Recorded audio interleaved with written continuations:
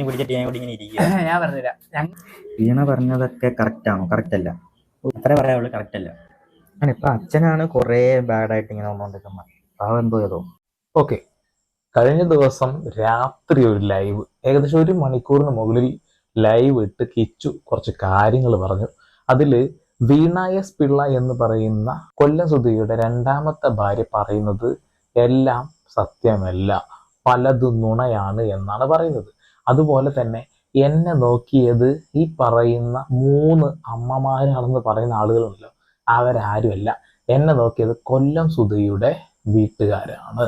അതുകൂടാതെ പ്രത്യേകം എടുത്ത് പറയുന്ന ഒരു കാര്യമുണ്ട്, ഞാൻ കള്ള് കുടിച്ചിട്ടുണ്ട്, എന്നെ പോലീസുകാർ പൊക്കിയിട്ടുണ്ട് എന്നുള്ളത്.